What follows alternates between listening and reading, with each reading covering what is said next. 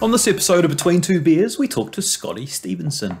Scotty is one of the most prolific media personalities in New Zealand. You might have heard him commentating on the All Blacks, Black Caps, or at the America's Cup, or read one of his 7 books or his award-winning features or columns, or watched him charm audiences at awards nights or MC dinners. Maybe you've seen him drinking beers with the Alternative Commentary Collective, or hosting breakfast television at TVNZ. Basically, he can do it all to an extremely high level. In this episode, we talk about the highs and lows of commentating on the All Blacks for the first time at the Rugby World Cup, his transformative running journey and the race that made him cry, why he left Sky to join Spark, why he dropped out of journalism school to be a bartender, the problems with sports media in New Zealand, and his biggest influences in sports media. Scotty is someone we've wanted to have on Between Two Beers since day one. He's one of the cleanest thinkers in New Zealand, and the breadth and depth of his institutional sports knowledge makes him an authority on so many topics. There were times in this episode that Seamus and I were totally captivated just listening, as Scotty's fully formed answers seemed to fall out in incredible depth. He's got something pretty special going on upstairs. If you like what we're doing at Between Two Beers, check out our website at betweentwobeers.com and consider supporting the cause on our Patreon link for the cost of a cup of coffee a month. Or, if you'd like to be our major sponsor, there's an opening there too. Get in touch. Also, if you enjoy the app, any support or sharing on social media is much appreciated, as well as subscribing to the show in your podcast app. Thanks for tuning in.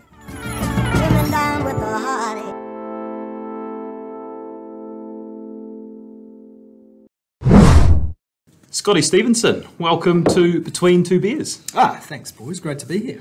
Scotty's off to a very strong start. He's the first guest who's arrived 20 minutes early, and I feel like that sets a real precedent to the professionalism of the man. Is that standard Scotty behaviour? Well, can I describe where we are? We're sitting in the Alternative Commentary Collective studio. The reason I was 20 minutes early, Steve, is because I knew you had a paper to put out, and I knew that the fridge was unlocked. So I could help myself to an ACC beer while I waited. So it's all worked out well for me. Perfect storm.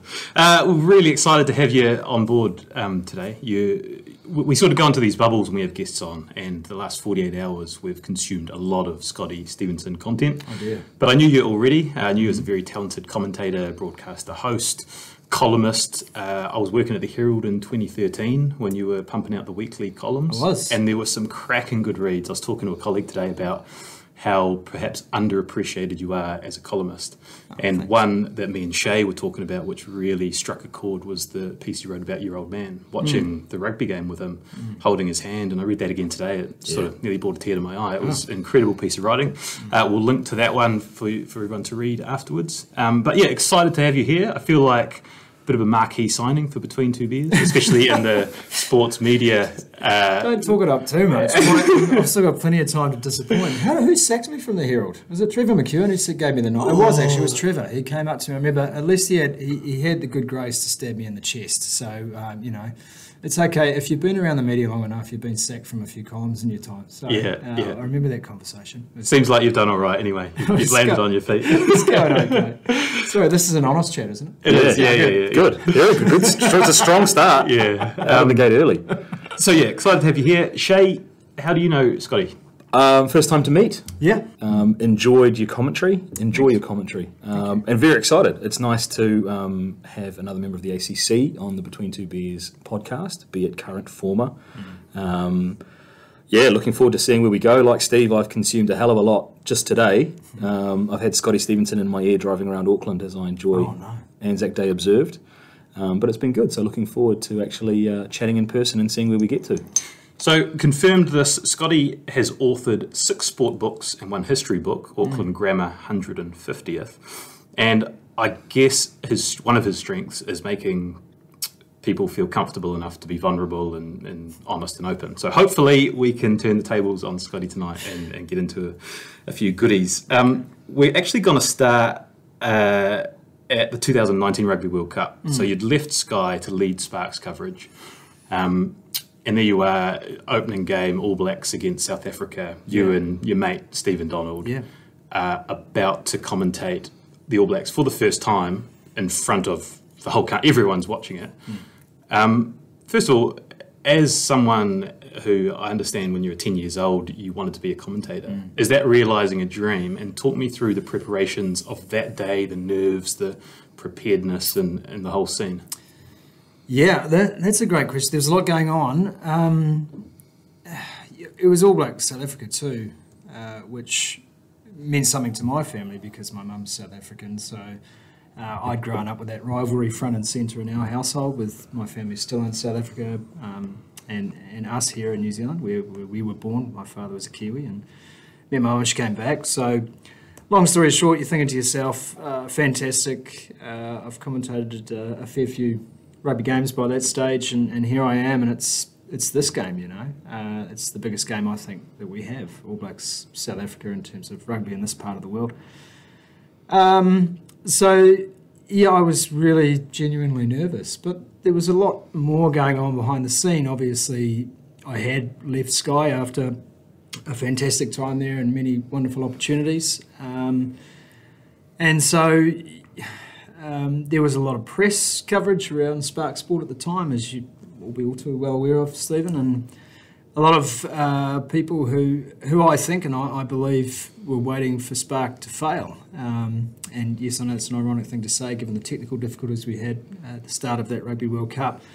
But it was more than that. It seemed like an all-out assault, really, on a new player in the market. And I think a player that at that stage people didn't quite understand what Spark was trying to do in terms of changing the market for good in New Zealand when it came to the consumption of professional televised sport.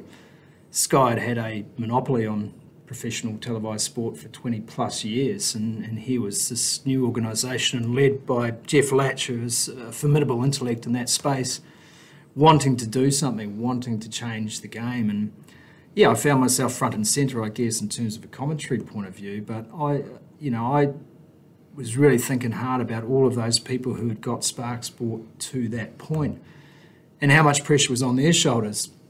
It's really easy in some ways being the guy on the end of a microphone. You can do your preparation, you can make your notes. You should, if you're calling a Rugby World Cup match, know your chops by that stage. I had a pretty good mate alongside me, someone who knew the game really, really well.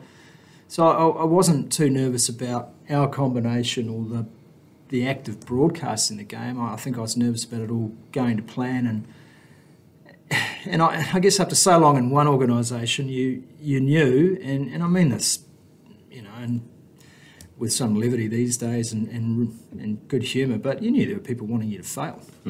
That's the nature of competition. So all of that was going on. It was probably a lot of that sort of stuff, you know, the column inches that were dedicated to, you know, whether Spark should be broadcasting the Rugby World Cup and how terrible it is that this isn't on Sky, which for me just made no sense, that sort of criticism. However, so there was a lot going on in that space, but I know that being there, sitting in the tribunes, outdoors, you know, we're so used to commentating rugby games in New Zealand in the box, whereas in Japan every game was outdoors in the stands, and there's just something wonderful about being in a broadcast position like that, where you're in the crowd, so to speak.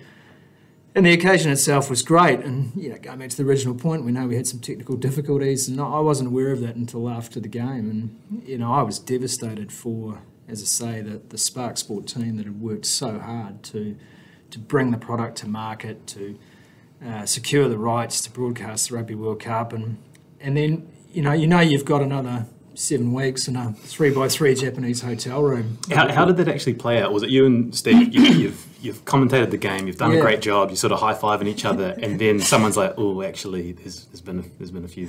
Things. Yeah. Well, you know, you don't have to turn your phone on for too long to find something to read, do you? And I don't know if we high-fived. I think we had a grin and looked forward to a beer afterwards.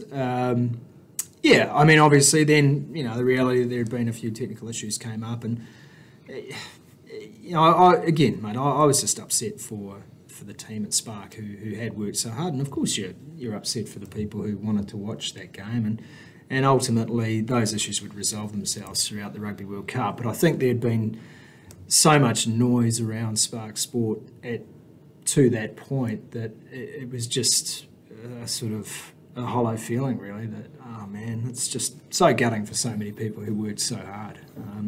Not for me. I was still fortunate enough to be there, discharge my duties, enjoy the atmosphere and the experience of broadcasting that game. But I was desperate for it to be perfect, as was everyone at Spark. And so when it wasn't perfect, obviously, we were all devastated by that. And I know for a fact that there were team members back in Auckland in tears. They just they were so gutted that the things hadn't gone without a hitch. And in the fullness of time, we could understand what those problems were, and I can assure you they weren't on this side of the Pacific Ocean. But be that as it may, that was, I guess, the start of the Rugby World Cup, and from that point on, it just became right. Buckle down. Let's do this, and let's do it really well, the best we can. From our point of view on the ground. What about the art of commentating? Obviously, you're a pro at this point, rugby commentator, one of, if not the best rugby commentators in New Zealand. But what does preparing for that match look like? Yeah, is it like a player does? Are you taking extra special detail on and everything and trying to really cram your arsenal, or are you approaching it like you normally would? I've got one of those weird minds. I don't know about you boys, about how yours works, but I can cram an awful lot of information in briefly and regurgitate it in a timely fashion, and then largely forget it until I have to look it up again. Some of it sticks, fortunately, like how to put my pants on in the morning, but there is a lot of research. I guess at that end of the game, so much of what you've learned is osmotic. You've been around the game so long, you've watched so much professional footy, rugby, so there are details that you've taken along the way throughout your career, which in my case, started with Sky in 2007. So a lot of those players you see week in, week out, you've made notes at provincial or Super Rugby level across different time zones and different nations. So there's an interest in the sport anyway. You're always picking up detail and jotting them down in notebooks. But the actual game day preparation, it's all handwritten for me. Others will do it another way, but I write out all my team sheets and I annotate all my notes, and so I still have them all from every game I've called. Yeah, handwritten team sheets. Yeah. At some of the FIFA events I've been to, the international commentators will come and they'll chat to the team management. Now, yes. Given you've probably got the New Zealand stuff down pat, are you doing the same thing with the All Blacks opposition? Are you trying to garner as much information around the hotel lobbies and those sorts of things as well? Yeah, to a point. I think it was tough to get around everyone in a city as vast as Tokyo, and people are in different places. But you're also having a lot of conversations with colleagues, other broadcasters from other countries, and you're divining a bit of information from them, and they are doing similar, and that's fine. I think there's a spirit of collegiality at that level where you know that you're all broadcasting in different markets. I mean, there's no trade secrets. I can't make up the stats. I mean, if a guy's got a stat, then I'm happy to share the stat. I'm going to share it in the broadcast anyway. It's like, I'm not want to speak about, look at me, I've calculated how many running miles this guy does on a Saturday when wearing his yellow underwear. It's like, who gives a shit?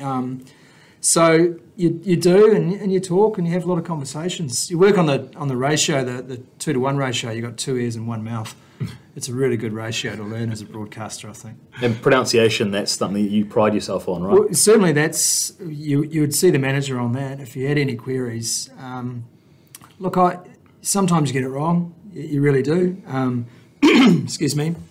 And other times you get it right. And when you get it right, it's appreciated. And the reason it's appreciated is these are family names. Family names are important to people. Sometimes European people like me, you got my name wrong, who cares? You called me Steve instead of Scotty, don't really care. But in a lot of other cultures, it is... it's genuinely and grossly insensitive to get someone's name wrong, especially when it's just a key component of your job. You don't have to get much right as a broadcaster, but the name of the player you're talking about is probably pretty high amongst them, So you do the rugby stuff easily. You've done it forever, and it's comfortable. Talk about the transition to commentating cricket, because perhaps not so experienced in that realm. Is it did you have to totally go away and study commentary of cricket, and are there people that help you do that? Yep. We had a great team of people on our Spark team this year. Obviously, again, first time Spark had done cricket, so not my first rodeo when you've got a lot of people out there and talking and having their say about who should be commentating and who shouldn't be and how good you are and how good you're not. And that's fine. Everyone's allowed an opinion. I always like to say that people say opinions like arseholes. I think they're like underwear. You can change them when they're shitty.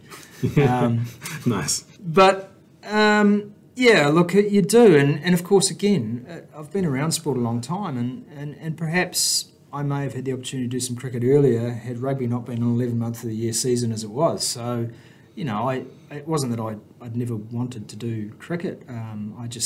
My calendar was full. So when the opportunity came to do cricket, again, I mean, the overwhelming emotion was anxiety. I really wanted to go and do a good job. And what I knew is that I wasn't going to hit the ground perfect, that I was going to have to take my time and observe the guys around me and the girls around me. And it's been one of the genuine pleasures of my broadcasting career to work with the team we worked with this year.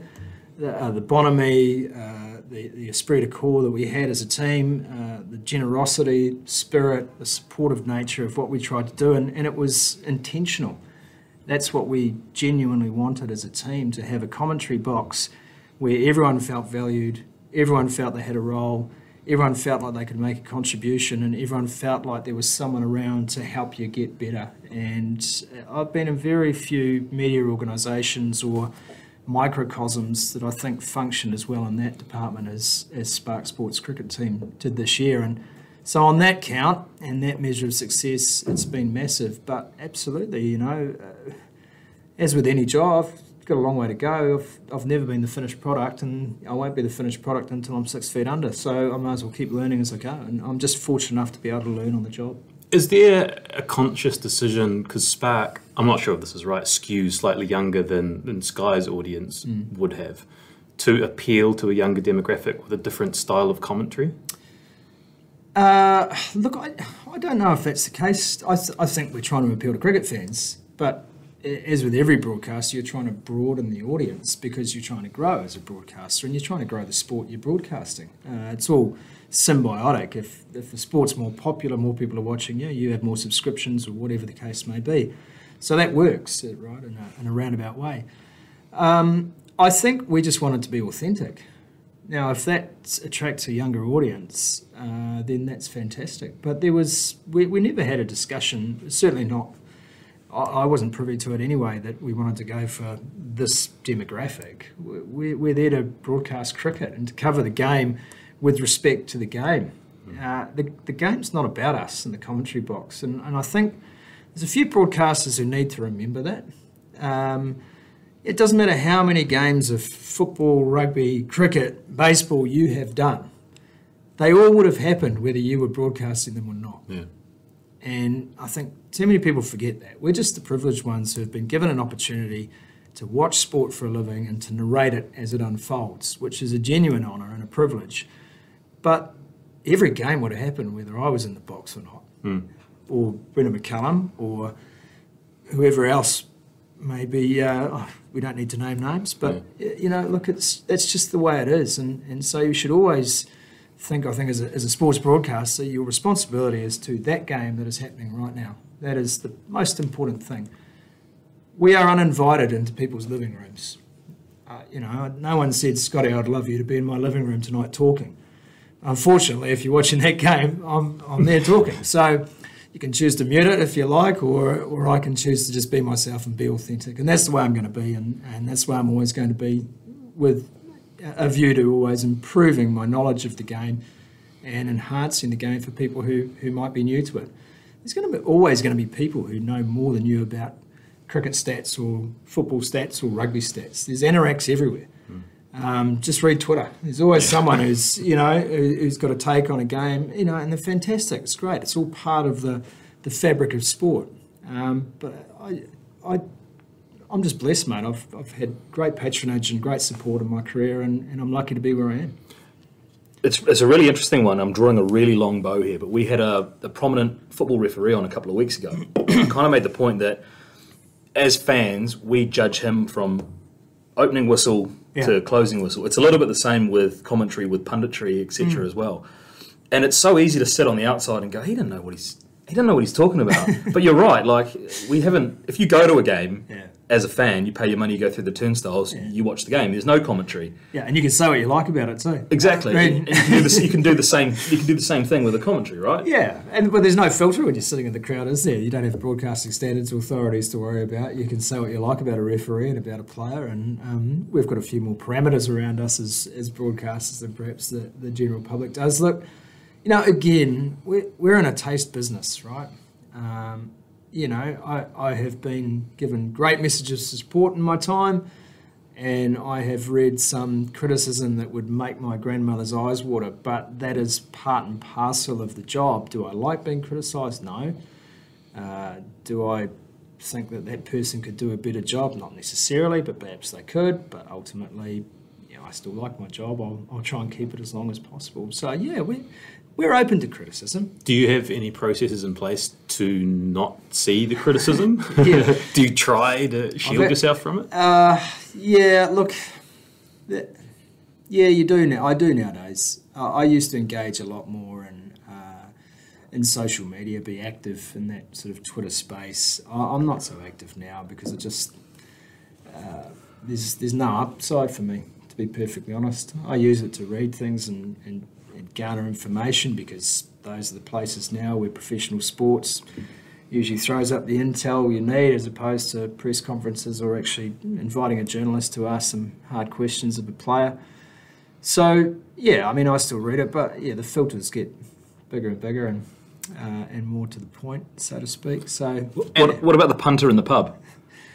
Well, the funniest thing is the punter in the pub is very different to someone on one of those platforms. The punter in the pub will come up to you and have a conversation. And generally a conversation doesn't start with, I can't stand you, mate, you're an idiot. Have you ever had that, though? Has anyone come up and someone really dug you out? I actually can't remember. Do you know, there's a Kiwi thing that people do, right? And I've seen this has happened a few times. And it hasn't happened for a while, but it happened when I first started. And I remember it vividly. I was walking across Featherston Street in Wellington. There's a guy, he would have been about 40 metres away. And I could see he clocked who I was. And he had that look on his face and I went, all right, here we go. And he's walking towards me. And he's got 40 metres, right? We're at walking pace. So that's quite a lot of time, right, to think about what this sort of interaction's going to be correct like. Yeah. And as he walks past me, just as he passed me, he goes, dickhead. and I turned around, I said, mate, how long did you have to come up with that? That is so bad. I can't even take you seriously. That is appalling. You could have done so much more with the 40 metres you had. And I just wanted it off. And so that kind of thing just cracks me up. But the thing about people who probably actively engage in just a non-stop stream of criticism about everything is I'll give you an insight into how it works, and you guys may have come across this yourselves, but I call it the brief emotional loop. And you're on Twitter, and sometimes despite your best intents and no matter how many buttons you've flicked here and there, you read something and it stops you in your tracks. You could be having a great day, you could have just had a great experience, and then you look at it quizzically, and then it stings a little bit, and then you get a little bit angry, and then you think about responding, and then you're a little bit down, and then you put it aside and you move on. And the thing that annoys me about it is the loop that it puts you on. And if you have not made the various adjustments on your settings on these platforms and you are seeing that all the time, that's 10, 20, 40 loops for some people in any given time on social media. And it's almost like death by 1,000 paper cuts, and it just stops you. And people who engage in that kind, I think, of criticism, anonymous most of the time as it is, I've got to a point now where I just have empathy for them because there must be something really shitty in their lives going on. And so I don't get angry anymore, and I don't let it deflate me anymore. I occasionally get taken on that loop when I see something. Sometimes I'm like, maybe that's a fair point, or shit, I can't do much about that. But I did resent the number of loops I would do in a given week because get off my cloud, man. You know, I'm just out here, you know, I'm living my life, I'm doing my best, and yeah. That's New Zealand though, eh? You get a big target on your back, you get your sort of neck too far up. And yeah, but it doesn't have to be that way. I was thinking about in the context of 660 playing Eden Park and the number of people who had to make a point that they didn't like 660's music or they've never been to a 660. Who gives a fuck? Why do you feel the need to say that? What validation are you getting out of that? How has it enhanced your mood in that moment when you decide to type those things into a keyboard? Yeah. What did it do for you? How did that empower you in that moment? And these are the questions now I kind of dwell on because they're much more about the person as opposed to the message. You know? And so life should be, you know, we should be trying to validate each other, not put each other down. And that's not to say I expect criticism, I'll take criticism. But I think there's just a point where you just give up on taking part in some of these platforms because it's just a no-win for you. And how different is this Scotty Stevenson to 21-year-old Scotty Stevenson that started? 29-year-old Scotty Stevenson, you know, and 35-year-old Scotty Stevenson, you were just on it all the time because you felt you needed to be. You felt like that's where your home was, that's where the information was, that's what you were putting out into the world. And, you know, as you get older, I think you become a little bit more introverted anyway, or perhaps a little bit more insecure, a bit more protective of yourself and your sense of self-worth and your vibes, really. So, yeah, I've probably changed the way I interact on those platforms a little bit, but I'll never not give someone the time of day by the same token. And most of the vast majority, 99% of the interactions I've had with people in public or at a bar or at a game have been wonderful, rewarding and really positive, and that's what you live for. Everything else is just ones and zeros. I'm fascinated in getting into how you're such a clean thinker, and I've heard people say that about you before, and I'm going to attempt to thread a few loops here because I heard that when you were 10 you wanted to be a commentator. When you were 21 you called your first class rugby game. Was it 21? I think I was 29 when I did that. Was it? No. Come to me. 22 maybe? Should we say early 20s? We could cover it and just say 20s. It was in my 20s. It was in my 20s, yeah. And the third piece of the puzzle is I understand you dropped out of journalism school and were one of the hottest mixologists in the Auckland bar scene. We didn't fucking call them mixologists in those days. We called them bartenders, which is what they are. Yeah, I did. I dropped out of my degree. Sorry, Mum. Yeah.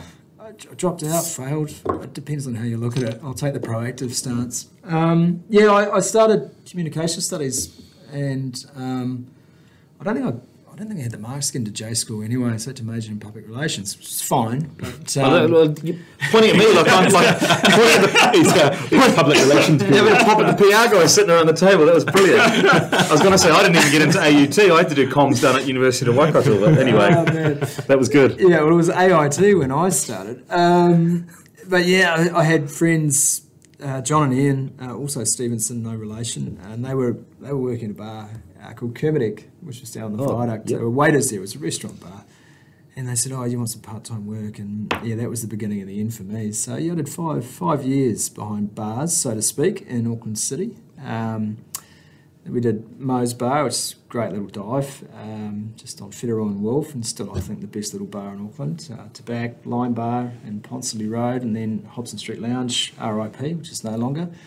And loved it. And it kind of, I was a country boy. I came to Auckland to boarding school for my last 2 years. Then obviously started at university, and working in bars was the way I created my network of people. I didn't have people in Auckland that I knew, and didn't sort of have a huge amount of friends that I'd made out of those 2 years of schooling. So it was invaluable to me. I'm not going to recommend that everyone drops out of communication studies and definitely don't get into runs PR. a bar. But I might recommend a few don't start communication studies. Yeah. Yeah. Do you think communications is a bit like writing? Like, it doesn't matter what degree you've got. If you can write, people are going to want you to write. I think the number of comm studies degree in this country is a joke. And I think if you're a youngster now wanting to be a journalist, go and do liberal arts, get some life experience, and then come write about it. Frankly. Yeah. Yeah. Look, no offence to anyone doing those degrees or who's done those degrees or who works in those faculties, but come on, what are we doing? To define the mixologist, I'm going to deliberately use that term now, that helped with the patter, that helped develop your interpersonal skills and stuff that you use in your commentary now or that you use now? It helped develop an insight into people. Right. And I think that having an insight into people is crucial in whatever job you decide to do in life. And it's crucial because you understand what makes people tick a bit more than you can pick up in a textbook, at least. I had a fabulous time, and if truth be told, my first job at Sky, I got through someone I served at the bar, and that was Andrea McVeigh, who was a wonderful, wonderful producer. She produced the rugby for Sky in those days. Super talented, and you would have heard her commentating netball as well. And I had met Andrea and others through the bars, and then an opportunity came up through that. And I have said to a lot of people, every job I've had since I ran bars, I got through someone I served a drink to.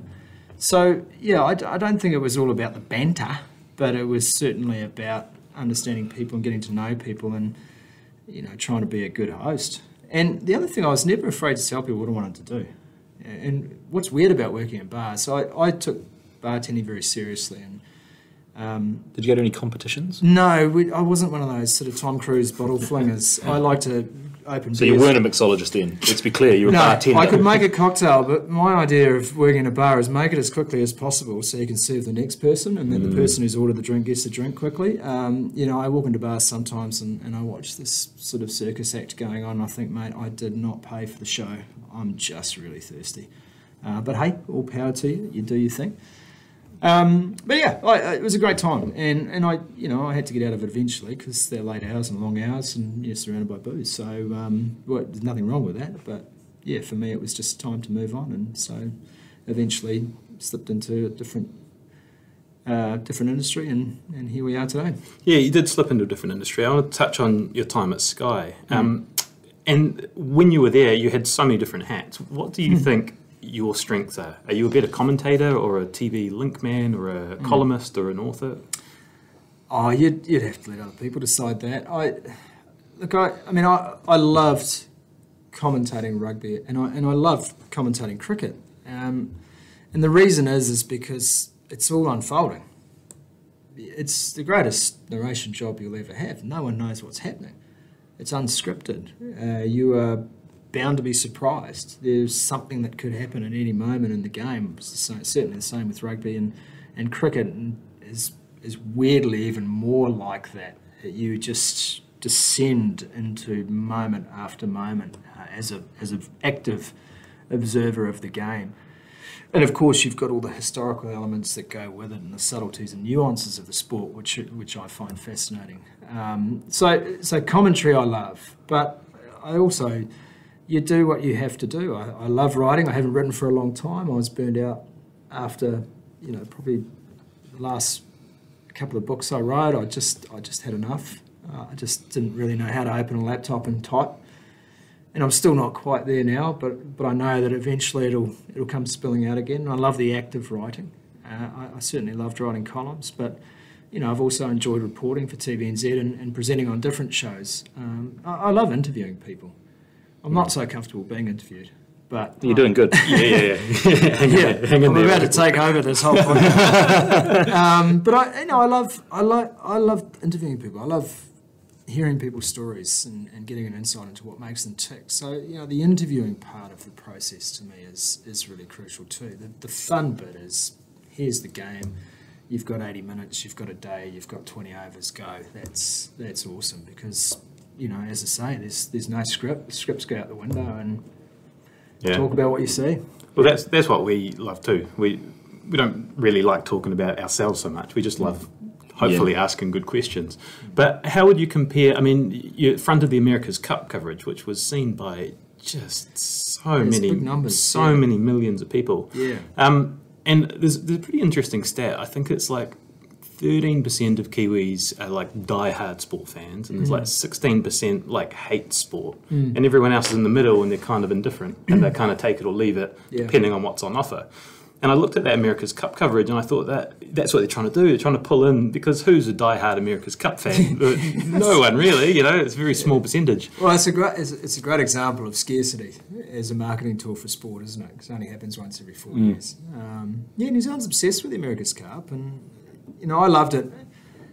But you're right, Melody Robinson, who's running TVNZ's sport and events side of the business there, and of course was a colleague of mine and a treasured colleague for a long time at Sky. I think she's just one of the greatest humans and super, super smart. And yeah, so her vision for the America's Cup, along with others, was to create a product that wasn't just die-hard sports stats and sport chat, and in that they succeeded. And again, like everything else, it probably wasn't universally praised as a package, but I was thrilled to just be a small part of that team. And of course, I had a very clearly defined role with TVNZ during the America's Cup, which was to commentate alongside Phil Robertson and Peter Lester the America's Cup itself and the races leading into that. And yeah, I mean, the 10-year-old you spoke of before probably never dreamed that he'd be commentating an America's Cup and then on the same day commentating an international cricket match. But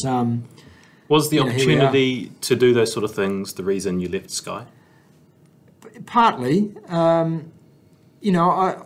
had the opportunity to stay at Sky, and for that I was grateful.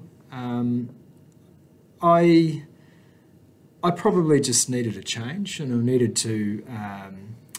needed to feel that I was part of something that had a different kind of vision. And that's not to say that the vision Sky had for their business is a bad vision. I just needed to be part of something that I thought was going to be big for New Zealand, that I thought had the potential to change the game. Because there are very few times in your professional career you get to be on that side of any equation. And I believed in the vision that Jeff Latch had for Spark. I still do. In fact, I believe in it more strongly than ever. I think it has worked. I think the metrics show that.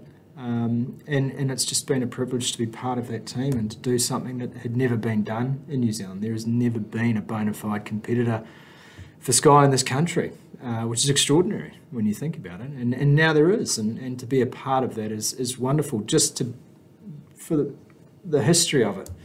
I mean, I still have very dear friends who work on the other side, and I bump into them all the time. And of course, we work in a freelance production market, so the same cameraman who covered rugby and cricket for Sky for years has been covering cricket for Whisper and Spark Sport this season, and so you get to bump into that big extended family again, which is fantastic. And I knew that would eventually be the case. Okay. Yeah.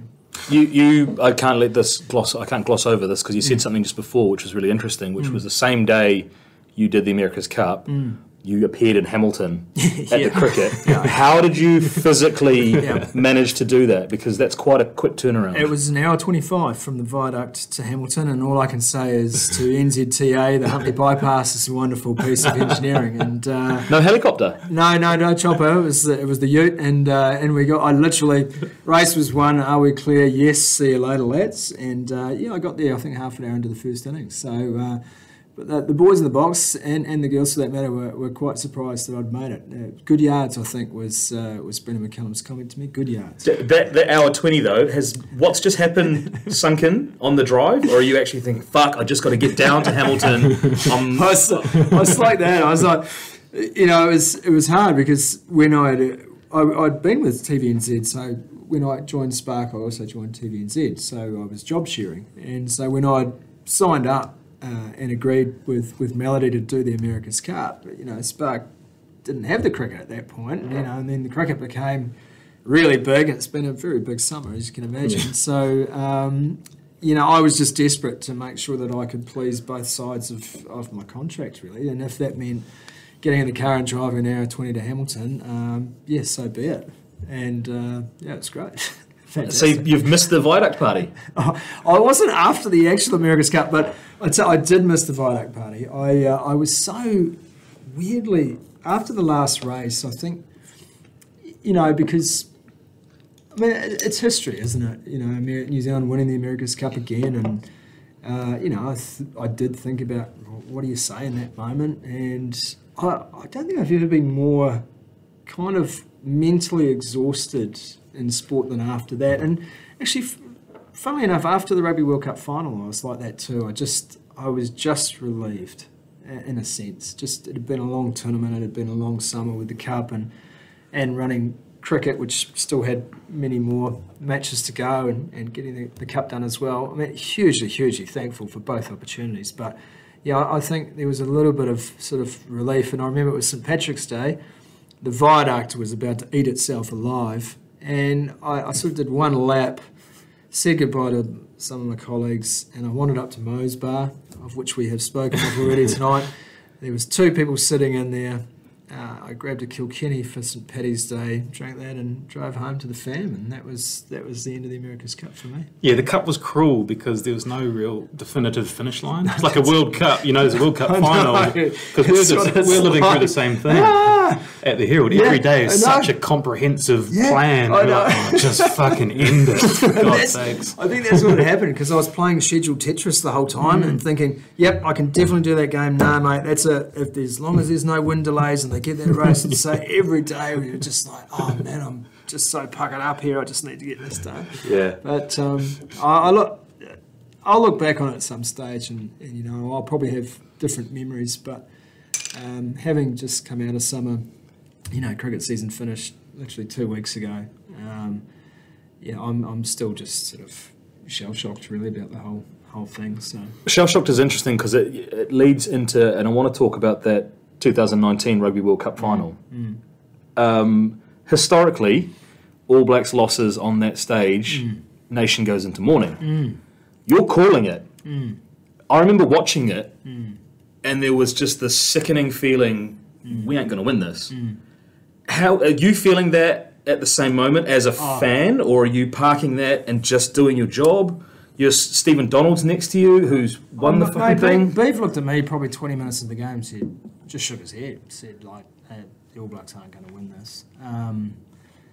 You always, I've watched enough All Black rugby to know you never say never, but the English were just possessed. And it became very easy to talk about how good they were. It is not my job to be I'm not the All Blacks commentator. I'm a rugby commentator. There's a game going on, there's 2 teams out there. And, you know, I've always tried to have the philosophy in commentary, in rugby commentary in particular. It's much easier to talk about the guy who broke the tackle than the guy who missed it. We can see you missed the tackle. You know, if you focus on those positive aspects of the game, then you just call a game, and it doesn't matter who's doing something well. If it's that team. I'm not a hugely patriotic person in the first place, to be perfectly honest with you. I think it's an artificial construct, and I certainly, being patriotic to me is not following a sporting team. It's irrelevant to me. There's much bigger concerns as a nation than how your sporting team's doing. So I don't have that issue. I don't have that hang-up. Was I disappointed to see the All Blacks, you know, dip out in a semi-final? Of course. Not only that, I was writing Kieran Reid's autobiography at the time, so yeah, that was a shitty final chapter, wasn't it? But, I wanted to ask about that as well, because how do you approach that? Well, finish the game first. Then I just, you know, at the end of the game, you were disappointed, and I was disappointed because, you know, at a personal level, because I knew players in that side, and I knew how disappointed they would be. You know, as people I knew and respected and who I got along with really, really well. And you can't help but develop relationships with these guys over a long period of time. And I had to go and see Kieran because we were riding, so I guess I can dovetail into that as well. And, he was broken. And that was really sad to see. And it was a really empty feeling in a vast Tokyo hotel lobby on our own, recording an interview after the fact, and he was pretty dinged up as well, for good measure. And I just felt genuinely sad for him. Felt genuinely sad for the publishers too. But you know, success isn't a marketing strategy in sport. Anything can happen. And so I did feel, of course, a certain amount of empathy for those players, but I also felt that we'd seen a wonderful game of rugby, and the best team on that day certainly won. And then a week later, we saw what happened, and South Africans absolutely, played one of the great rope-a-dopes of all time and won the Rugby World Cup. And that to me was, again, given my family connections, that was a pretty special moment too, to call that game as a neutral, so to speak. Yeah. Scotty, I want to move us in a slightly different direction. And for those of you who've seen Scotty on your screens across the last 2, 3, 4, 5 years, you might have noticed a bit of a difference, because your nickname is Sumo. Yep. You certainly are not a sumo character as you sit in front of us, in Great Nick. It's almost one of those ironic nicknames like Little John from Robin Hood. That's true. But I'd be interested for you to talk us through the journey, and I understand running was a big part of it, and sort of culminating in your Old Ghost Road race that you did a couple of years ago now.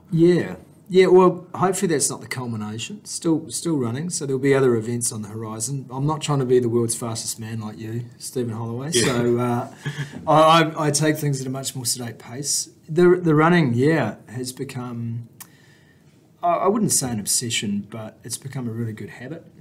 And, I've spoken before about habits, and we only ever talk about bad habits, and we never talk about good ones. And good habits are hard to break, just like bad habits are. So the creation of a good habit was, I guess, kind of part of why I started to go back and to, I guess, answer the inherent question, why. I got back from the Winter Olympics in Pyeongchang 2018, and, I was just unhappy. I was really big, and I'd been overweight my whole life. I had nicknamed Sumo. I was the fat kid in Speedos doing surf lifesaving, and it's fine. And there's a point where you kind of own your sort of thing, right? And I guess I was just probably more over it than I'd given myself credit for. It just started to impact on my enjoyment of life. I love swimming. I love the beach. I was embarrassed to take a shirt off and get in the water, and I've got young kids, and so that's starting to impact on your time with them and what you do, and because you've got some sort of vague public persona, you're doubly embarrassed about everything, or watchful about people looking at you or noticing you. And so I just decided, well, you're not a runner, so it's what you're going to do, and so I did. Every day for 3 months, I got out the door and started running, and there was some pretty awful days and some pretty tough days, and I decided I wasn't going to do it like a lot of people do, and again, no disrespect intended, but a lot of people will start running, going to run a half marathon, and then they'll run the half marathon, they'll tick the box, and I'm never running again, and I just didn't want to do that. I didn't want to sort of be all in for a limited amount of time, and then I'm done, and then because what would happen is I'd go back to the way I was. So I just wanted to create something that I could do, and what I found over those early months when so the knees started to feel better, and you started to feel fitter and more capable. You weren't noticing that you were going to die all the time, and your breathing and all the rest of it.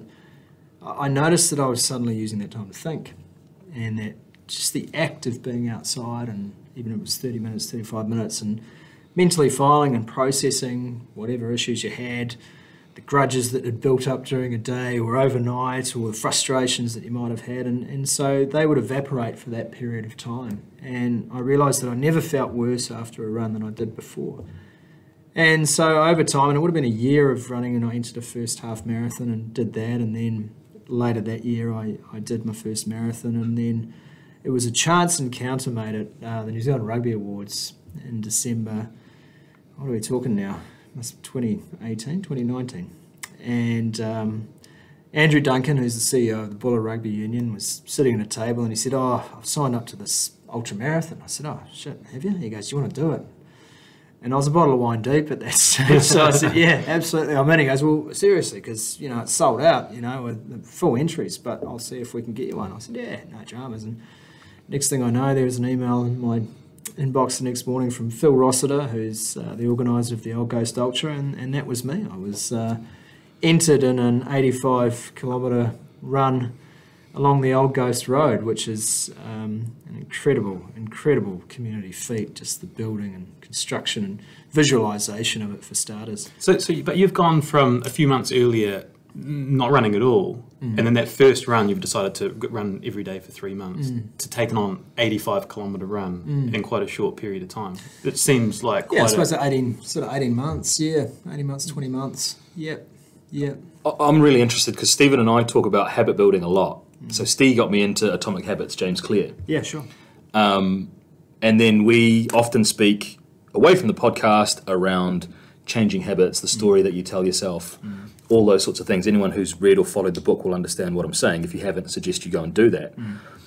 When you're going through some of these low patches and when you're building these habits, are you articulating them to people in your circle? Or are you keeping this to yourself?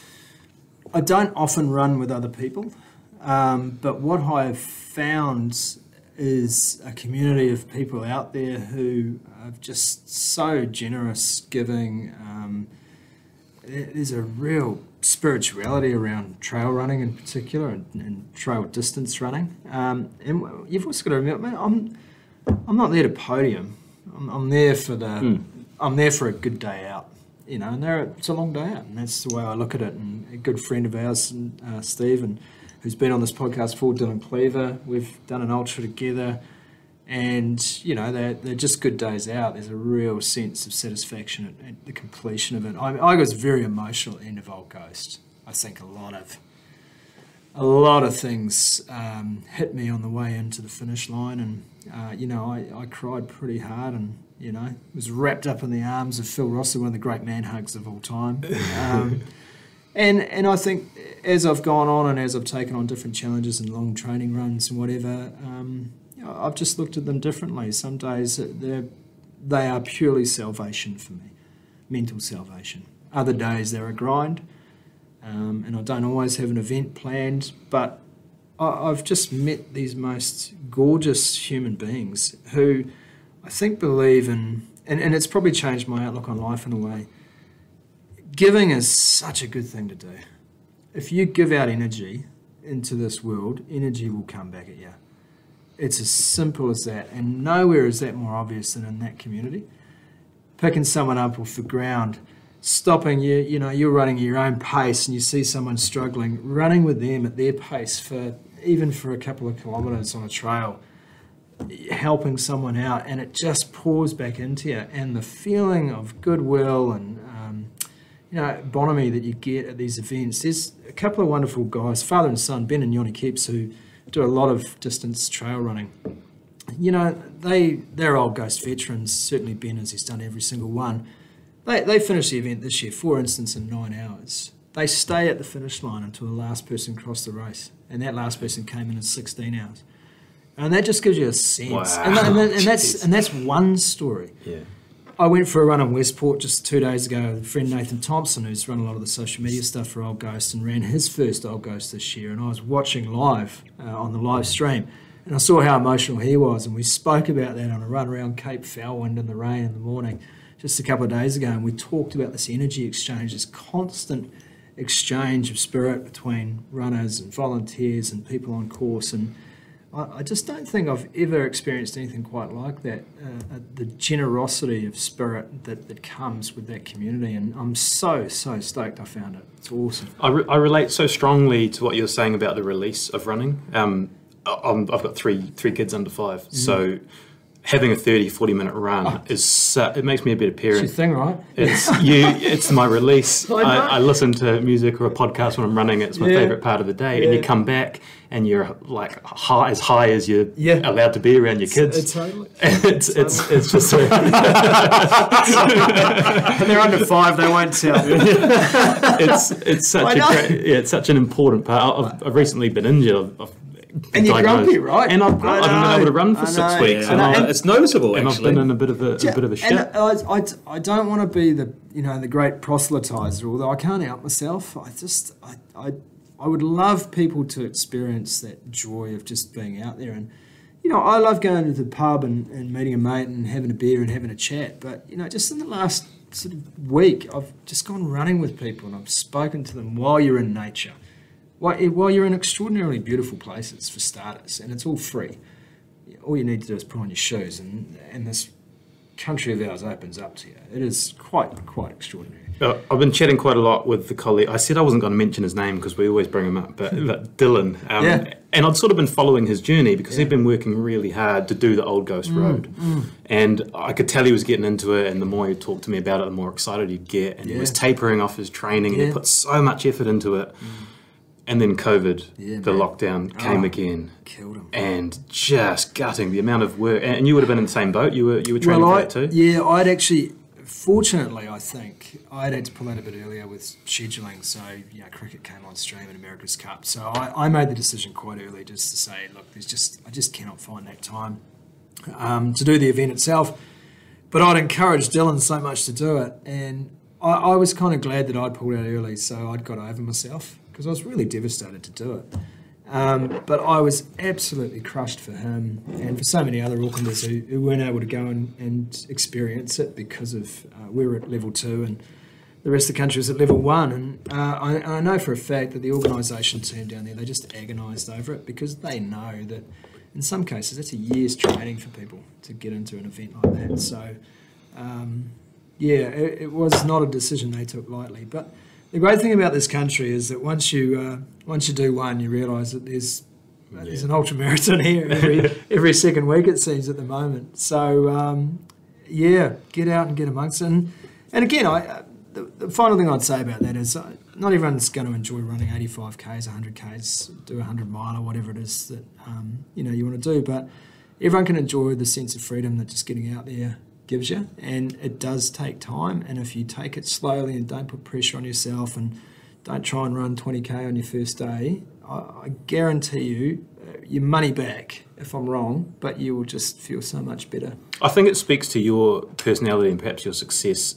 You made a decision to run every day for 90 days. Not many people would think of that and be able to sort of see it through. People would doubt, that seems like some real mental strength to do that. Oh, it just needed to be that way for me. I needed to make a real sharp change, and I still make appalling life decisions every day. Don't get me wrong, but I just needed that. I needed a circuit breaker.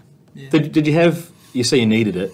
What support did you have around? Did you have support around you, or was it just me and I've just got to fucking do this? I've got to grit my teeth and do it. Or are you bringing people along? No, I did it. Well, I did it with me, and I still.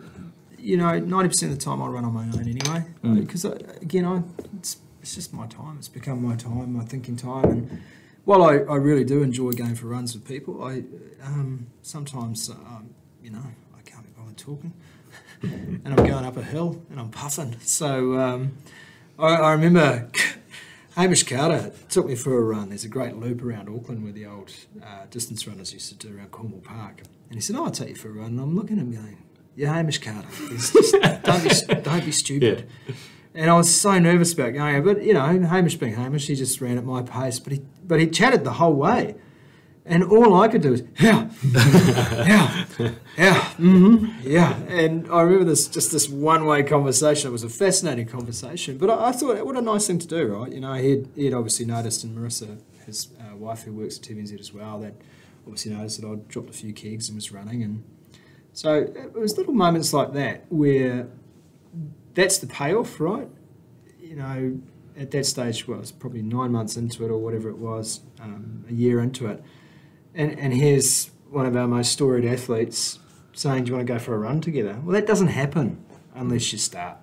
Those sort of experiences just don't pop up on your horizon. So they're little things, and I know in the great scheme of things, they are what they are, but to me, they're like, that's pretty cool though, right? Yeah. I've heard an anecdote from, and you can correct me if I'm wrong, from your Old Ghost Road run, that along the way towards the end, you've bumped into a couple of people, and one of them's told you about a cricket result. And mate, this is the best. This was the day, right? So is that a true story? It's a true story. So towards the end of the Ghost, it's it starts in Sedenville, comes out at Lyle, and a few hardy souls will wander up the track, a few Ks up the track to sort of, cheer you home. And I come around the corner, I was pretty broken by this stage. And New Zealand was playing India, I think, at the time. And I'm thinking, fuck, I got to get to the commentary. Yeah. And I've been out there already for 11 and a half hours, and there's a couple of young guys, and I so wish I'd got their names, but they said, it's Scotty J, do you know the cricket score? And I'm like, boys, Fucking do an ultrasound. I wish I had a bar on my phone here, but I said, no, I don't. And they said, yeah. And so I pulled in to stop and have a chat to them. And the guy said, no, don't stop, mate, I'll run with you, I'll tell you all about it. And we ran for about a K down the track while he filled me in on the entire day's play, wickets, who scored the runs, how the catches were taken. And then he goes, all right, well, you're all caught up, buddy, not far to the finish, and let me go. And I said, mate, I giggled about that. I reckon for another 2K. Just like, you are in the middle of a rainforest on the west coast, and here's a dude who's just giving you the full day's rundown on cricket. I just thought this is just one of the greatest experiences of my life. And, and those things happen when you get out there and running do community. These things, right? Yeah, it's pretty cool. Scotty, we've talked about how prolific you are. You're sort of everywhere on these serious broadcasts. But your other hat, and we're in the ACC studios now, is very different. It's we'll call it alternative humour, but it is lower level stuff, perhaps. I don't know about that. I think there's there's a high level of intellect to some of the humour. The Alternative Commentary Collective, I think it's absolutely wonderful, and I just got huge respect for Mike Lane, who runs both Radio Hauraki and the Alternative Commentary Collective, but all the guys who have built that brand over time, and it just keeps spawning products. And there was just a gap in that market. Sports broadcasting can be so far up its own arse that sometimes you need some people to come in and just have some fun with it. Sports should be fun. Yes, take it seriously if that's your job, and write your serious match report and ask your serious question in the press conference. But if we lose sight of the fact that these are games, then we're doomed, because the sun comes up the next day. Results don't last forever. They are just what they are. Yeah, it's important at the time. Yes, there's livelihoods at stake. Yes, we love it. And Steve, you've been a sports journalist for a long time. Seamus, you've been around football and sport a long time. So you know how serious it has to be when you're at that top level. But we should never lose sight of the fact that these are young men and young women playing games. Yeah.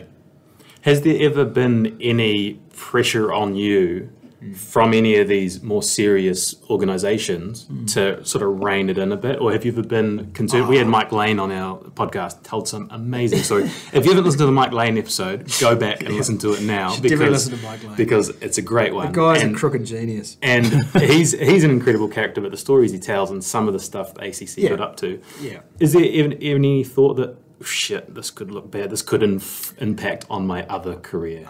Mate, I've been told I'm not serious enough my entire career, mate. So, look, if there's a guy out there who takes, things so seriously that I'm the worst thing that could happen because I can get jocular with my commentaries, or I can be personable with the interviewee, or I can use a nickname here and there, I mean, eat me. Don't care.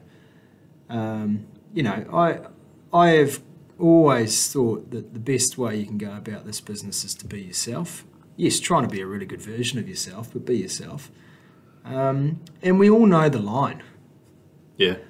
Of course there's a line. And, I'm responsible to a number of organisations, and I try to discharge my duty with the utmost care and responsibility and in good faith with my contract. And I try and do things well because these people pay me to do them well.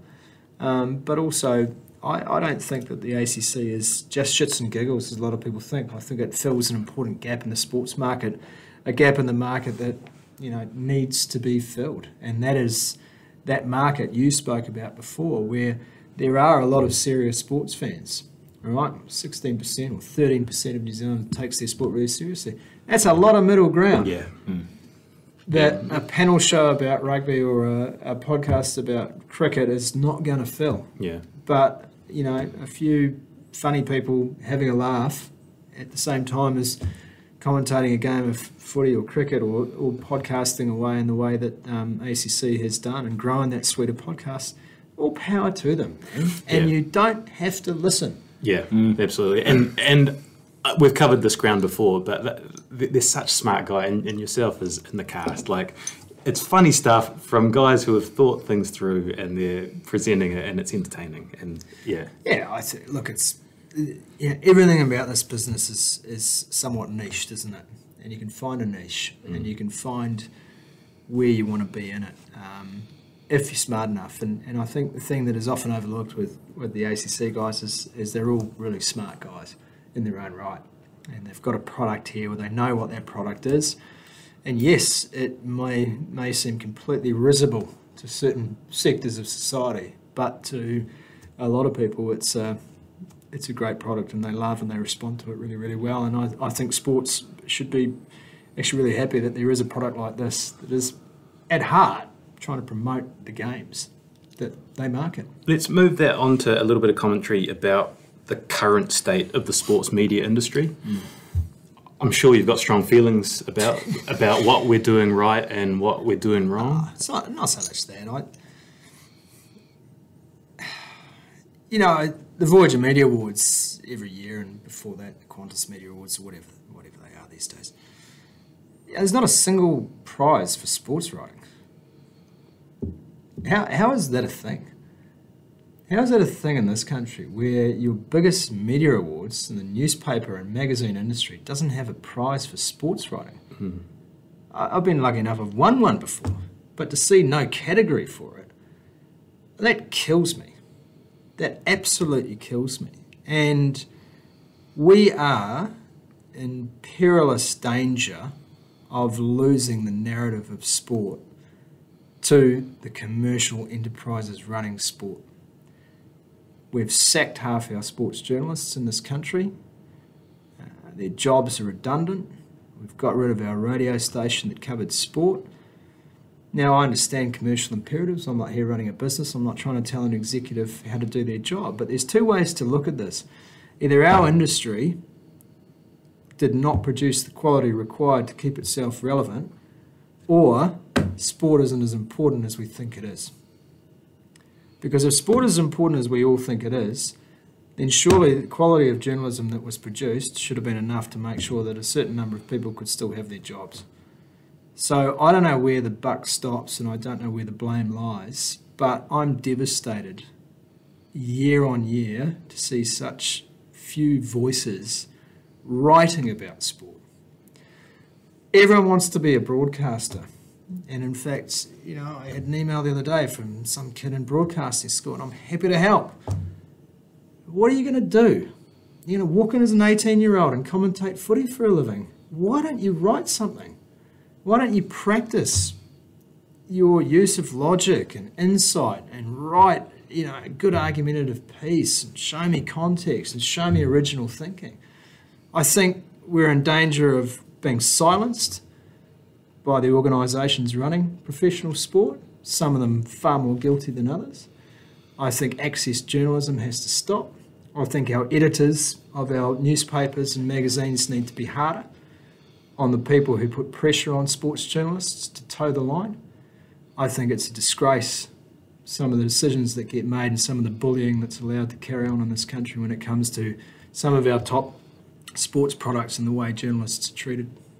So I think the industry's got massive problems, but it's not going to solve them unless the industry comes together and finds a solution and actually takes a stand and says, we are going to write what we need to write in the framework of what we are allowed to write as journalists. And remembering, this isn't Twitter. We're covered by law in what we write. But professional sport is not about what happens on a playing field. You and I both know that. Seamus, you know that. Professional sport is image rights and property rights, and that's what it is. And I think that our industry needs to upskill in business reporting, because I think a lot of stuff is going on behind the scenes of professional sport that is just not being covered, either because certain people are being silenced, things are being spiked, or because we don't have the inherent group intellect to cover these issues the way we should be as sports journalists. So do you think we missed an opportunity during COVID to explore some of those Absolutely. Those situations where there wasn't actually anything happening on the field?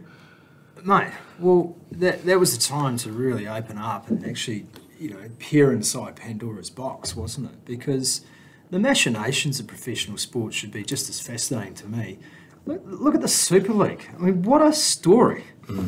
What a story. But we would be silly to pretend here in little old New Zealand that there are not elements of that capriciousness that develop around professional sport here and within administrations of sport here. But those are the people that we should be writing about. It's easy to write Richie Mo'unga kicked 3 penalties. It's much harder to write the story on who made that financial decision that has led to that issue, that has led to this problem, that has now got us in this pickle. But those are the stories. We have a professional sporting landscape in this country awash in public money, and none of it is accounted for. None of it. Where are the stories? Where is the accountability? Where are the administrators being held to account? That's what I would like to know. And I know it's great when you're sitting in the press box watching a game of Super Rugby or an All Blacks test or an All Whites game. It's great, and that's your job as a sports journalist. But holy hecka, there's some stuff going on behind the scenes that I think as a sports journalist we should be covering. Can you envisage a future where these changes that you think need to happen? Yeah, grow a set. Someone cutting the shit, I like it. Grow a set. As an industry, we need to grow up here. From a male point of view, or whatever the female equivalent is. Because don't get me wrong, there are some people doing some fearless reporting out there. I don't believe they have the support of their editors. I don't believe they have the support of their parent companies in a lot of respects. You're going to go out there and send someone in there to do the hard shit, then you back them. That's what we're supposed to be, and that's what our industry was built upon. And, sport's no different. You can't put a guy on a pedestal for investigating drugs, gangs, politicians, and then chop a sports journalist down for asking questions of the All Blacks coach. What's it going to be? Because that's business. The All Blacks is not a sporting team, it's a brand. They're open. It's open season. And I think our industry needs to come together, and we need to show a little bit more support for each other. Not this sort of, ooh, he's in trouble, but that's good for me because I'll get the scoop. That's horseshit. Because that's what they want. And that's what the organisations that prey upon young journalists in particular put pressure on. That's exactly the outcome they're looking for. But if we put on a united front as a sector and as an industry, I think we'll get better outcomes, and we'll certainly get more interesting stories, and we'll then get better readership, and then we'll get our jobs back. Are you talking from experience when talking about sort of access journalism and being close to the All Blacks and being told not to tell certain stories? We've all been there, mate. Everyone who's been in this business has been there in one way, shape or form with one organisation or another. We all know it. We've all been put in that position. We've sometimes put ourselves in that position. How tricky is that position to navigate? Hugely tricky. And you can't navigate it. You've either got to go in there and do your job and everyone on the same page saying, got a job to do. And it's hard because we do work in relationship businesses. It's hard for a young journalist to catch a break. It is about relationships, and especially in male sports, where there's a lot of blokiness and the same old masculine bullshit that's been around for years. So there's that too. What advice would you give to a young journalist coming through? Just get out there and get amongst it. It's if you write honestly and you write from the heart and you cover a sport with care and consideration, you will earn respect. You will earn that respect. And if that respect is not forthcoming, then that person's respect is not worth it. You're out there to do a job, and I've worked on both sides. I've worked in reporting, and I've also worked in the broadcasting side, and that relationship is very different, as it kind of has to be. But it's when those waters get muddied that things can get rather confusing. And I think there's so much fascination in the professional sports landscape, and I would just like to see a generation of journalists coming through who don't want to be pundits and write opinion pieces, but want to go and write reportage. That is a problem. There's so many people want the opinion pieces, and the opinion pieces are in high demand because the current model is pay-per-view. People sign up with a clicky headline. They're the ones that drive the page views. They do. And where's the quality underneath it? You know, you kind of need to earn your stripes in order to write a good opinion piece, right? Or just have a little bit of experience, you know, because writing one good opinion piece is easy. Writing them weekly, that's tough. And, you know, we have opinionists in this country and the agent provocateurs. We know who they are, and we know the role they fulfill for newspapers or for magazines, for instance. It's hard. Writing good opinion is hard because you've got to back it up. And it's it's an endlessly changing landscape. So writing facts is easy. Yeah. They can't be changed. But good factual reporting, you know, I think I'd love to see a resurgence of it, to be perfectly honest. I'd love to see environments where it can flourish. And it's getting harder and harder to do it. It's really interesting listening to you, having worked on the organisational side as well, and the amount of times an organisation will dodge a question, deliberately not answer a phone call, provide no information, All the time. not available for comment. Yeah. And there's an onus on both sides to, and like you say, relationships and people to work together to actually drive the quality up, because Well, just understand it. I mean, if there's an issue and the phone rings and it's a journalist, I remember a story, and I won't name the journalist or identify the city, but had been a beat reporter around a professional sporting team for as long as that professional sporting team had been around. And a player in that team some years ago complained to me that this person always wrote nasty things about them. And I said, what do you know about this person? What do you mean? I said, well, this person's at every single one of your trainings and games and has been for the entire time you've been in the team. So what do you know about that person? Nothing.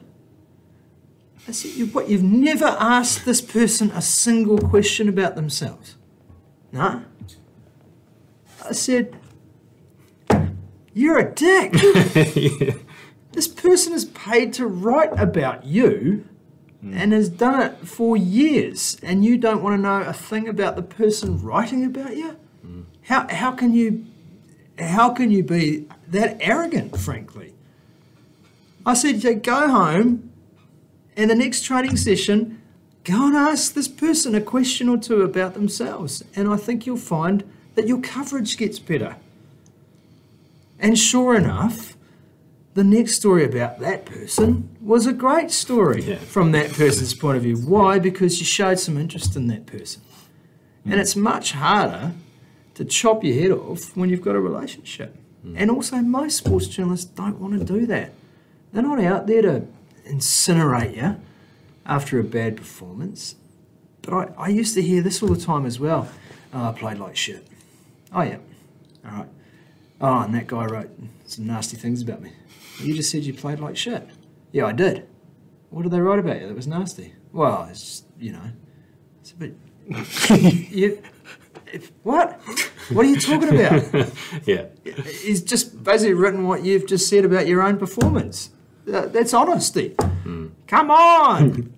And I don't know. We saw the extraordinary episode of Adi Savia going after a journalist for reporting on what was a big story.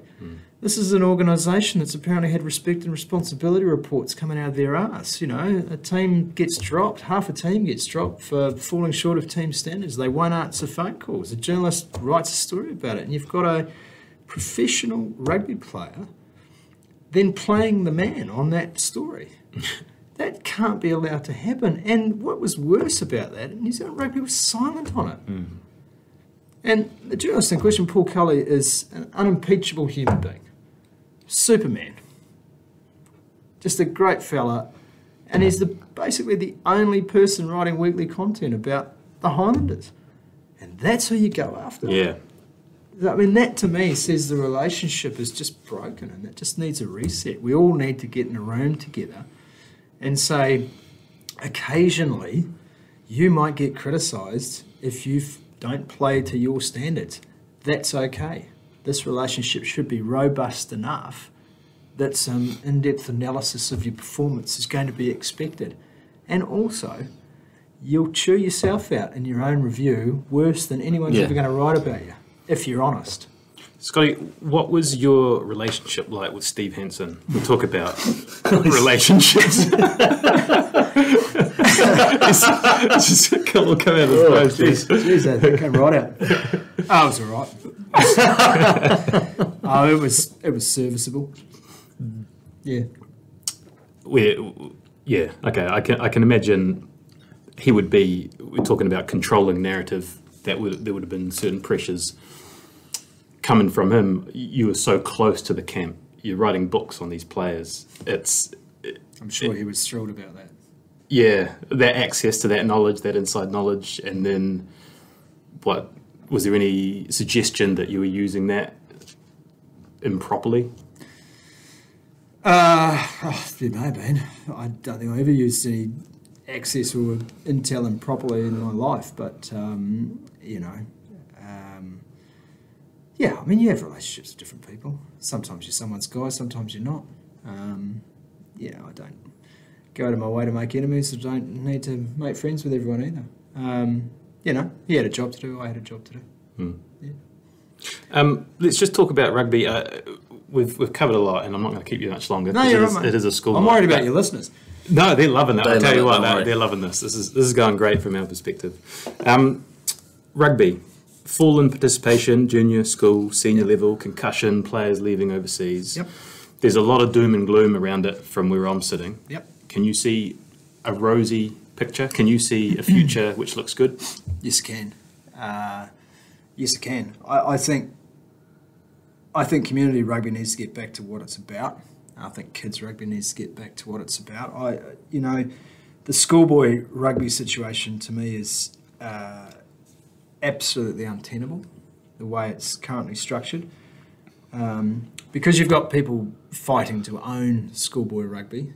You've got certain schools using it as a marketing brochure. You've got certain school rugby programs where the coach is paid more than the head of English. That is arse about face and just should not be allowed to happen. And boards of trustees who allow that to happen should just fall on their swords and quit. I think it's just a ludicrous situation. We're trying to over-professionalise these kids. We're also making them make decisions at earlier and earlier ages about summer and winter codes. I think that's appalling.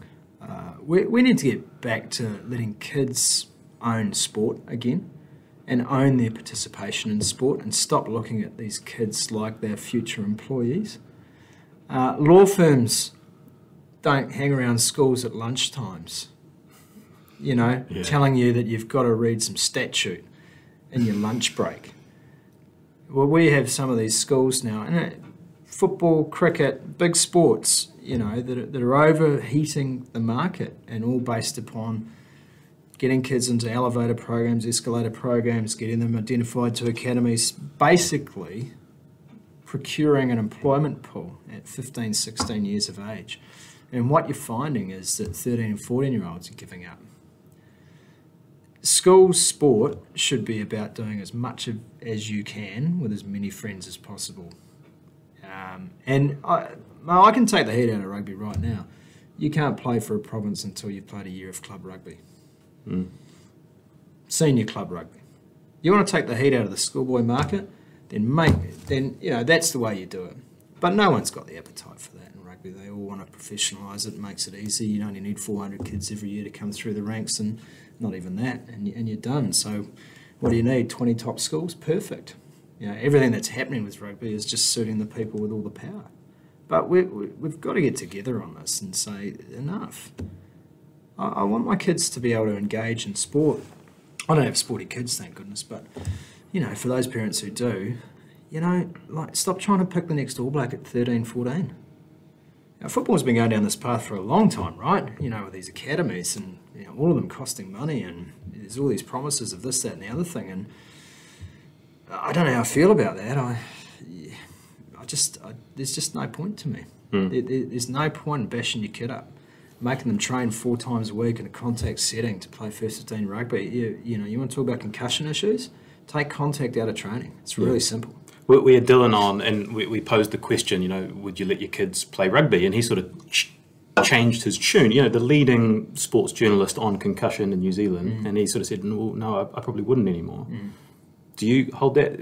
Do you think about that? I'm probably fortunate because I'll never have to make that decision on behalf of my child, who's a guitarist. But I heard they were in the football program, Play Ball Sports. Were they in that? No, they did a bit of water polo and hockey, but they've never been into rugby. I would probably struggle. I would struggle with some of the other things around kids' sport, but the concussion issue would always be in the back of my mind. There are ways you can mitigate. There's just got to be an appetite to do it. And we've got to drop once and for all this macho bullshit around it's not tiddlywinks. No shit, Sherlock, because you don't get CTE from tiddlywinks. If only it was, pal. So I now... Professional sport, if it is the shop window, every instance of foul play, high tackle, should be shat upon from a great height by everyone involved in the game. Because what you don't realise is while you're sitting there trying to create an entertainment product and you're playing up the old tropes around tough men this and tough men that, that's another mum who's not letting her kid play. But if you, as the shop window, as professional sport, take the lead on this, then you can make sure that more people stay engaged and participate. Take out contact and weekly training. Yes, it's a contact sport. You cannot mitigate for every head knock that you get on a Saturday, but you don't have to be getting them Monday, Tuesday, Wednesday, Thursday. And how many of these concussions happen in training situations? We don't know. We don't have the research, and we don't have the research because no one wants to talk about it. And why would you? Contact sport and concussion, there are parallels with big tobacco and smoking here. I'm sorry. Just admit that concussion's a serious issue and then work assiduously to make sure that you can take most of the risk out of your kids' sporting week. Have a contact sport. Kids love it. But take the risk factors out that you can control. And there are things that you can control as a sport, as a community, as a club, as a school, that I don't think enough has been done to control. Scotty, it's really impressive how the breadth of your knowledge and opinions on things. We can touch on so many different issues, and you've got this. I'm going to test you. Like a wind me out kind of. I'm going to test you here because we have been historically a football podcast. Yeah. Do you have any thoughts about what New Zealand football is doing wrong or right? Oh, you stole my question, you bastard.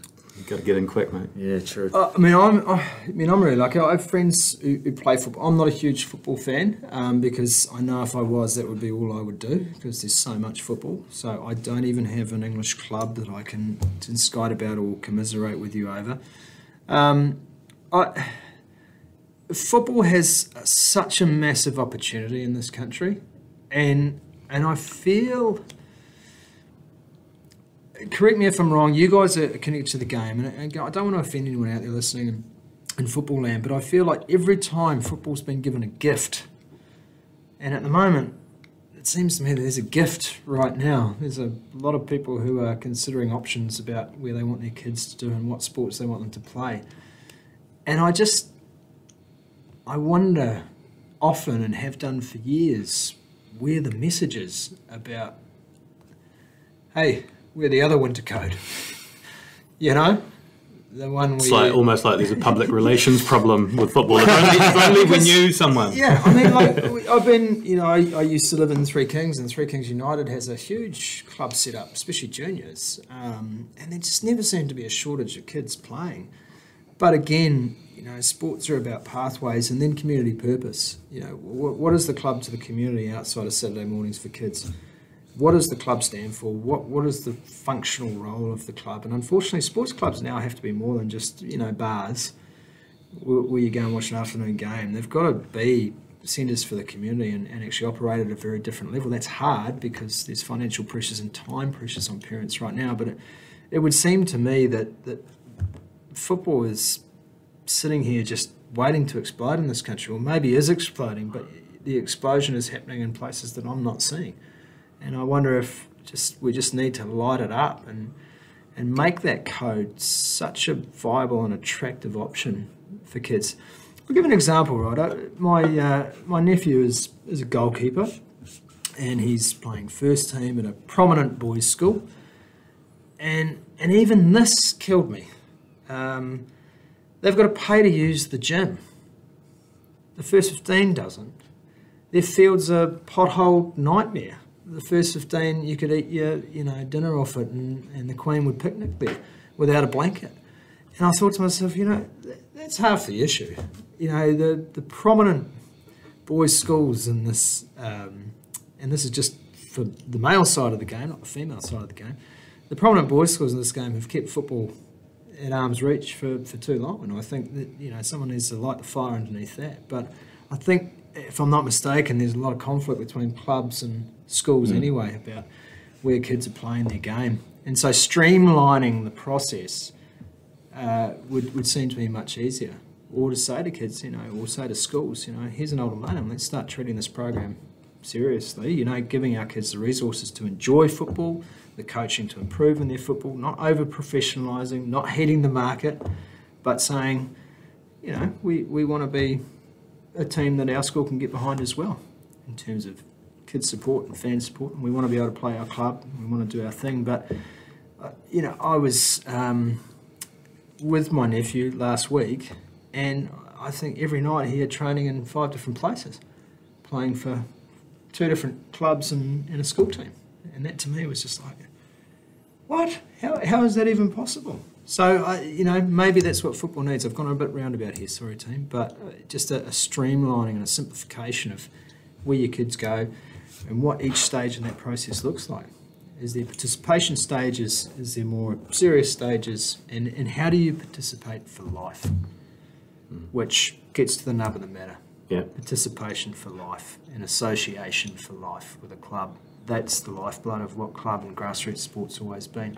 How do you stay engaged after school finishes, into your 30s, into your 40s, so your kids are there too, and your grandkids, and those are those legacy club members that everyone adores and that we should be fostering. Yeah, it's a really good point about, we're both quite involved with Melville Football Club in Hamilton. And historically, it would be all about the bar, bring in barkeepings and the kids come in and, well, not the kids, but the teams come in and they drink piss. It's not quite that way anymore, isn't it? You need to think of more innovative ways to bring people to capture a community, whether it's a playground or, different outside the box thinking, but bringing people together in a different way. It was interesting on Saturday, so we had a good win on Saturday. We're going okay in the league. So game finishes at 5:30, speeches, etc., 6 o'clock, 7 o'clock. Saturday night, Dead zone. Me, Coach, who's our mate, Shay with his shirt off, his pregnant wife, Shay doing vortexes at the bar, and Big Phil, the bar manager, and that's it. 4 of us, chatting, good conversation. Not getting pissed up, But we were getting hammered. Yeah, don't get me wrong. But we were reminiscing about the good old days. Used to be the vibe, right? The club rooms would be buzzing and all the rest of it, and it was an absolute twilight zone. Yeah, well, maybe alcohol's just not at the centre of everything these days. I mean, it certainly is on this podcast. Although you've done well just sitting on the one. Yeah, I've got to drive, so that's the only reason. Trust me, if I'd Ubered in, that would have been the end of. I would have been deleting bottles as fast as you guys. Your biggest influences and the people you look up to in the sports media industry. Yeah, well, look, you've mentioned Dylan, and Dylan's. He's just a wonderful reporter. He's just a good friend and has become a great mate over the years. And I have enormous respect for what he does. I've worked with some amazing people, mate. I really have. But I wouldn't want to single them out. But I'll give you an example of just some people who make you realise how lucky you are. And we finished our Spark cricket season in Tauranga this year. Whitefern's doing it pretty tough. Ostensibly an amateur team up against 2 professional teams all summer long. It was a hellish tour for those ladies. And in our commentary box is Craig Cumming and myself, and then Joanne Broadbent. Frankie Mackay was injured. Susie Bates, and Rebecca Rolls. And I thought to myself, of all the things I was most proud of with Spark this year was the normalisation of female voices in cricket commentary. And to finish the season with 2 blokes and 4 women commentating international cricket in Tauranga, to me, I just thought that, you know, if I look at a modern success for the company that I work for, Spark, then that's it. Because the authenticity, talent, credibility, generosity and spirit of those women in particular was just immense, and it was just such a good way to finish the first Spark Sports Summer of Cricket, to be around such unbelievably gifted people. And they just brought so much, I think, to our product. Katie Martin being another who was obviously keeping wicket for the White Ferns, but I'm sure we'll see more of. And so, yeah, I'm influenced by a lot of people, Steve. I mean, I read a lot. I try not to be influenced by other people's opinions, but I read a lot of non-fiction. I read a lot of sport non-fiction. I read a lot of American sports writing, which is my favourite style of sports writing. And, you know, at the end of the day, I'm influenced by people who are generous, who want to help the next generation come through and succeed and have the opportunities that we've had. Hopefully I'm still going for a while yet, but, you know, chuck the ladder back down. I think that the time where you can just fend off everyone and protect all this for yourself is done, and you'll be much more remembered not for how many games of footy you call, but for how many people you helped along the way. And so, yeah, that's kind of me these days. Just be a bit more outward looking, and what will be will be. Well, speaking of generous, you've been incredibly generous with your time. You're an incredibly busy person. We really appreciate it. This has been great. I've loved it. Shay, anything else from you? Shay's asleep. Yeah, I'm not. He's just making. I'm not asleep. I was going to launch into. I've talked too much. No. I was going to launch into a monologue, and I've made kind of notes as I've gone through. Go for it, Shay. Go for it. And I don't know where this is going to land. So just bear with me. Good. So I think when we first thought we would have you on the podcast was a little while ago, and I didn't know too much. And I think Steve directed me first to the piece about your late father. And that touched me incredibly because I lost my dad as well. So I know what that's like. And I thought, fuck, this is an incredibly insightful piece of work. And I really liked it. Then I've listened to a couple other podcasts, which I won't name because, you know, we're here to promote our own brand. Yes. But I heard you talking all day and I'm like, 2 things jump out at me. One is respect. So you are an incredibly respectful person, and I wanted to know where that comes from so we can get to that. But the second one is acknowledgement. And when you spoke about the old Ghost Road on another podcast I listened to, you spoke about the race organiser who went through his briefing and acknowledged all these different people. Yeah. And as we've sat through this, I've heard you acknowledge behind-the-scenes people, your colleagues, all sorts of people along the way. And again, I think that's just an awesome kind of way to live your life and way to speak about it. You speak with authenticity. I can't even say it, I'm rucked up. You speak with authenticity, and I really like that. And it's I got into the Resilience Project recently, and the geezer on there talks about gratitude, empathy, and mindfulness, and all that. And the way you speak and the way you look at the world is just really cool, really, really cool. And that's the great thing about this podcast, is that we get to spend time with people who have different points of view. And I've come away from this thinking, I need to lock in a habit for 90 days. 1, may not be running. But 2, just to be okay with being who I am. Yeah. And I'm maybe a little bit afraid of who I am sometimes and being my true, authentic self. And there's no mate, no I'm shame terrified in of it. Don't get me wrong, mate. I mean, yeah, look, there are people battling far bigger issues than me, Seamus. But, you know, if people don't think I struggle with my mental health, I mean, they don't know me very well. Of course I do. Daily, it's a battle, you know. And weirdly, this business attracts people like that. I don't know. You know, find the business where you got as much chance as possible of being neurotic, and then go and do it. Yeah, it's. I am appreciative. I don't know if I always show that enough, but I try to. We spoke about it earlier, you know, like all of these games would happen with or without me calling them, or anyone else for that matter. But you wouldn't see them if the cameraman wasn't there, or the tech guy, or the sound assist, or the sound mixer, or the director, or the vision switcher. We're the only people, the guys on the microphone who get all the attention and probably get all the cherries as well, that don't need to be there. And fuck, I'd hate to lose sight of that. And I know people who have. Shut it down. Show some gratitude. Show some gratitude for your position in life. It's a privilege. It's an absolute honour to have the job that we have. But it doesn't happen. We don't plug in our microphones. We don't have to sit up on the base and reserve scaffold in a howling northerly with the camera fixed on the seam of the ball for 8 hours a day. Put your shit in perspective sometimes. And once you put it in perspective, you realise, yes, it's a job worth keeping. Yes, you'll fight to keep it. But there's ways to fight for your job. And it's not to put other people down. And it's not to throw other people under the bus. Actually, the way you keep your job is by being someone that people want to work with. That goes for any industry, I would have thought. And sometimes you won't keep your job. You'll get sacked. It's not your fault. It's a taste business, and you'll get a new boss who goes, don't get that guy, don't know why he's doing it, don't understand him or her. They're out, you're in. Go. Well, how much do you want it? Go back and fight for it again. Redeploy. And so, gratitude's huge. And, I wasn't always good at it. And I wasn't always mindful of others. And sometimes I'm still not. Sometimes you get a little bit self-obsessed with what you have to do and the so-called importance of your job. But you got to pull yourself out of that all the time and actively engage with everyone who's doing a job that's actually far more important than yours.